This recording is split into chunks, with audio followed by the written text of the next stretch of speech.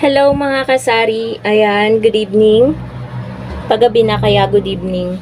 So ngayon ay araw pa rin ng ito pa rin ang suot ko. Pangalawang vlog natin ngayon guys, ngayong araw ng Tuesday dito sa Sari Sari Store. Dahil may delivery ako guys na in-order ko sa NSD Trading kahapon ng umaga. Ngayon lang dumating.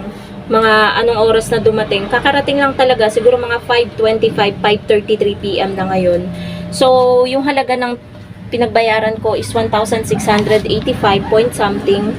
And may mga napansin kasi ako mga kasari sa presyo. Dapat hindi ko siya iba-vlog pero halos lahat ng in-order ko, iilan lang naman to pero halos lahat ay nag-price increase. Yes mga kasari, kahit dito pala sa NSD Trading, sa ino-orderan ko malapit dito sa amin ay nagsitaasan din talaga. Gaya ng mga Max Glow, nagsitaasan din po. Pati na rin po yung ewan ko kung magkano yung presyo sa kanila ng Cobra at Sting, update ko din kayo.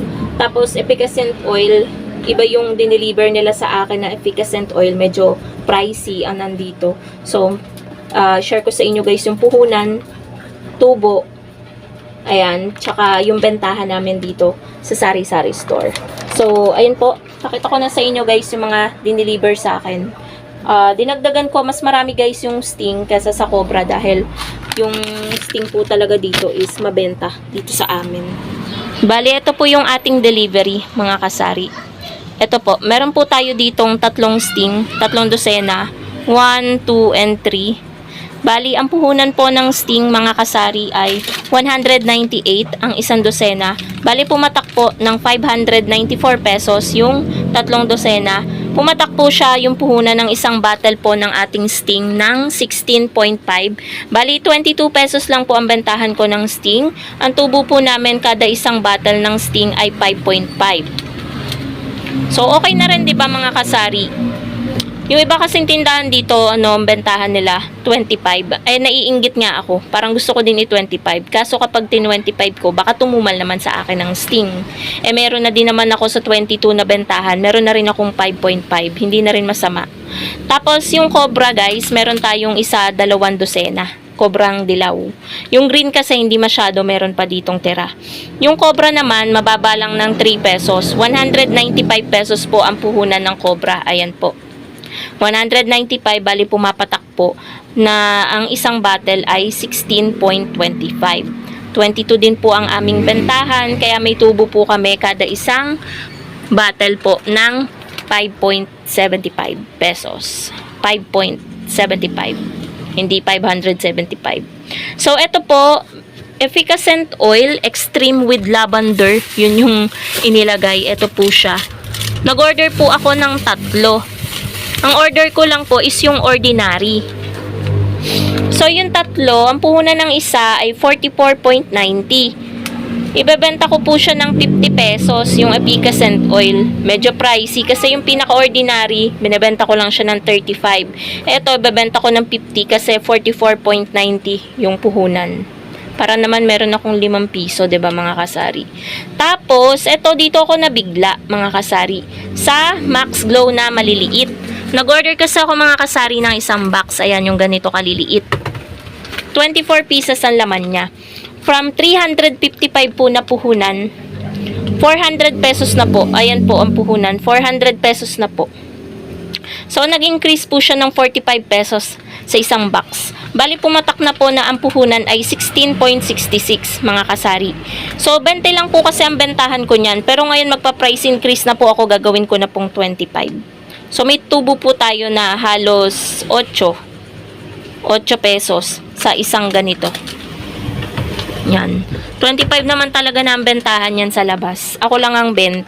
Pero nung nagtaas, 25 na rin ako, mga kasari. Price increase again tayo. Tapos ito, nabigla din ako dito. Yung 1 liter. Yan, nag-order ako ng 5, mga kasari. So, nasa 29 point something, wala pang 30 yung puhunan yan. Kaya ang bentahan ko po niyan is 40. Pero ngayon, magpa-price increase na din po ako. Gagawin ko ng 45 ang bentahan ko. Kasi po, puhunan na po niya ay 33.33. Tumaas po siya ng nasa 3 pesos mahigit. So, from dating bentahan na 40, 45 na ang bentahan. May tubo po ako na 11 pesos, 11.67. A total of 1,685.35 yung total ng aking pinagbayaran dito mga kasari. Kaya lagi nyo pong ugaliin po nating mag-check ng ating mga resibo mga kasari. Tulad nyan, kung hindi ako mag-check, edi ang liit na lang. May tubo pa rin naman kaso maliit na yung tutubuin natin, 'di ba? Kailangan nating sabayan yung ibang tindahan. Baka sila nag-increase na din kasi ako ngayon lang nag-order, ngayon ko lang nalaman na nagtaas. So, yung dating bentahan nila, ngayon lang natin magiging bentahan. Yan, yung Max Glow na maliit, tsaka 1 liter, siguro yung 1.5 tumaas din. Hindi kasi ako nag-order nung 1.5 na size ng Max Glow. Yun lang 1 liter, tsaka yung 330 ml. So, ayan po mga kasari. Diyan sa lahat ng in-order ko na yan, itong Sting ang pinakamahalaga. Kasi guys, may bumibili sa akin yan ng pa-5-5, pa-4-4 kada merienda sa umaga tsaka sa hapon. Kaya ang bilis talaga nauubos ng 1 dosena. Ito ang itatagal lang nito, 3 days lang yan. Baka wala pa. Baka 2 araw lang yan. Ngayon nga guys, ubos yung laman nitong ito yung space ng para sa Sting. Yung Cobra, magre-refill din tayo after ng vlog natin ngayon. So, ayun po mga kasari, yan po yung ating vlog. Itong vlog na to guys, yung update natin sa presyo ng mga to, is atin po itong i-upload bukas. Bali, ang tubo po pala natin sa ayan, nasabi ko na nga pala. Tapos, ayun. So, yun lang naman mga kasari ang ating vlog. Tayo ay magre-refill na ng Sting, kasi baka may bumili din bago tayo mag-close. Mabilis naman lumamig guys ngayon sa kapag naglagay tayo mga 1 hour lang, malamig na yung ating Sting tsaka yung mga inilalagay namin na paninda dito. Ayan yung update sa ating chiller. Yan po yung laman niya. Kanina pala inayos ko yung chiller natin. Karton nga pala yan. Pag walang karton guys ay hindi tatayo yung mga tutumba-tumba yan. Ang ginawa ko na lang dahil labis-labis yung para makaikot pa rin yung lamig, yung dyan, ayan tingnan nyo, hindi ko sinasagad. Pati yung karton, hindi rin sagad doon, hindi rin sagad dito. May allowance kumbaga. Pati dito. Inayos ko to kanina itong taas, tsaka itong baba. Para makalamig pa rin ng todo, makaikot yung, alam nyo na, lumamig lahat yung laman ng ating ref. So, yun lang naman mga kasari ang ating vlog for today. Medyo madilim na kasi anong oras na rin. 5:41 PM na po. Ayan. Medyo madilim na sa labas. Bubuksan ko na maya-maya. Siguro after 10 minutes yung ilaw doon sa harap. Tsaka itong ilaw natin dito. Bukas na yung nandoon sa sulok. Talagang maliwanag na maliwanag mga kasari yung ating tindahan kapag gabi kasi gusto ko talaga bawat sulok ng sari-sari store is maliwanag para kapag may bumibili nakikita nila yung paninda natin. So yun lang naman mga kasari ang ating vlog for today. Thank you so much for watching and happy selling po sa inyong lahat. Bye guys!